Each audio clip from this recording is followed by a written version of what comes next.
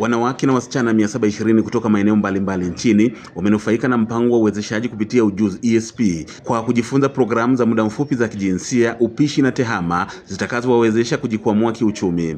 Katika kikao cha maendeleo kupitia programu ya ESP kilichofanyika jijini Arusha na kuwashirikisha watendaji wa Wizara ya Elimu, Sayansi na Teknolojia wakiongozwa na Naibu Katibu Mkuu wa wizara hiyo anayeshughulikia elimu Dr. Charles Mahera pamoja na serikali ya Canada iliyofadhili mpango huo iliyowakilishwa na Bi Carol Monde ambaye ni kansela mkuu ushirikiano na maendeleo katika ubalozi wa Canada nchini Tanzania, kwa pamoja wameahidi kuendeleza ushirikiano utakaohakikisha vijana hususan wasichana waliokatisha masomo yao wanatimiza ndoto zao kwa kupatiwa mafunzo mbalimbali kupitia vyuo 12 vya maendeleo ya wananchi kati 54 vilivyopo nchini. Mahusiano haya kati ya serikali ya Canada pamoja na serikali yetu ya Tanzania kwenye mradi huu wa uwezeshaji kupitia ujuzi umekuwa na matokeo chanya kwa baadhi ya watoto wa kike ambao wanatoka katika mazingira magumu na wale ambao labda walisha drop kutoka shuleni, ambapo wamejifunza ujuzi mbalimbali katika vyuo vya maendeleo ya wananchi. Na hapo kama mlivyoona leo katika maonesho haya,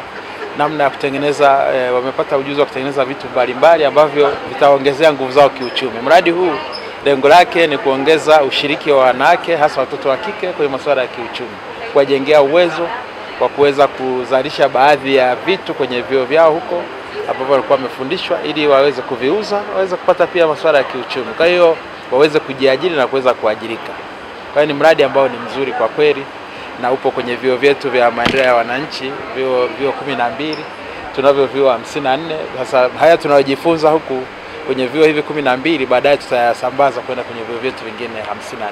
It's a partnership between the Government of Canada, Canadian CCAN, which stands for the Canadian Community Colleges Association, and the Ministry of Science, Education, Science and Technology.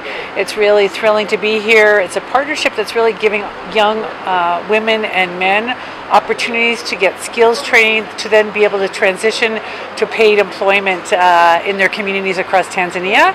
It involves the 12 folk development colleges, and so the folk development colleges are offering new courses, and young folks are then able to participate in these courses. So it's really about helping give young Tanzanians more opportunity in terms of participating economically and paid employment that's useful for them.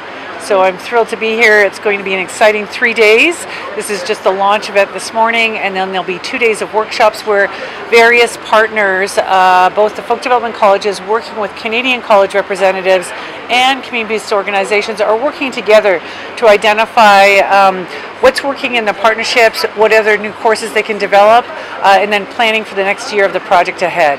Mradi umelenga zaidi watoto wa kike ambao kwa namna moja au nyingine walikosa fursa za kwenda kwenye elimu iliyo rasmi, wakawa labda wako nyumbani, lakini pia wanawake. Sasa mradi huu kwa sababu umejikita zaidi kwenye kuangalia kumwezesha mwanamke na kumwezesha kwenye kupata ujuzi. Kwa hiyo mafunzo yote ambayo yanafanyika ni kwa ajili ya kuwezesha wao watoe ujuzi. Lakini mradi haujafanya hilo tu, pia umetengeneza mitaala ambayo ni ya muda mfupi, lakini imelenga yale mahitaji halisi yaliyopo kwenye jamii. Kama unavyojua vyuo vya maendeleo ya wananchi viko kwa wananchi wenyewe katikati ya jamii.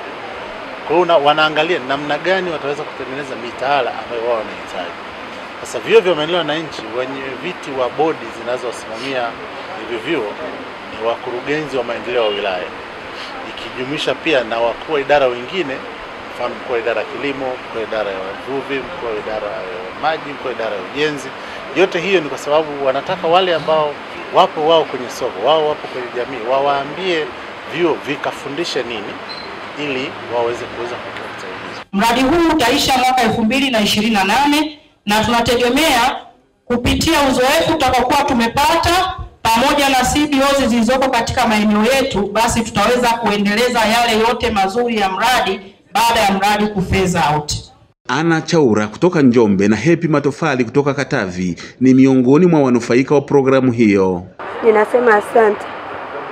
Wamenitoa mbali kiukweli.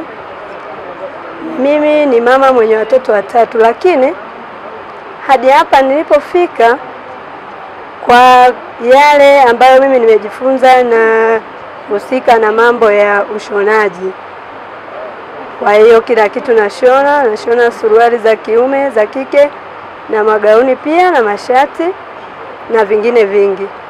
Kiukweli maisha yangu wamebadilisha pakubwa hadi hapa nilipo. Kiukweli mimi nilikuwa siwezi kabisa kushona, yani kazi za ushonaji zote nilikuwa siwezi, ila kwa sasa naweza. Ninashukuru, nitaenda kufanya kazi ya ushonaji, nitafungua ofisi pia. Kwa upande wangu mimi ni mnufaika wa mradi huu wa ESP kwa sababu nimeweza kujifunza, japo kozi ilikuwa ni fupi, lakini nimejifunza vitu mbalimbali kwa sababu nasomea fani ya upishi.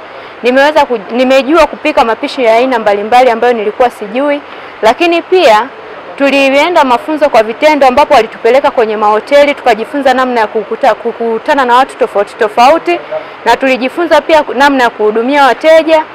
Kwa hiyo ni vitu, yani ni experience kubwa ambayo nimeipata ambayo mwanzo sikuwa nayo.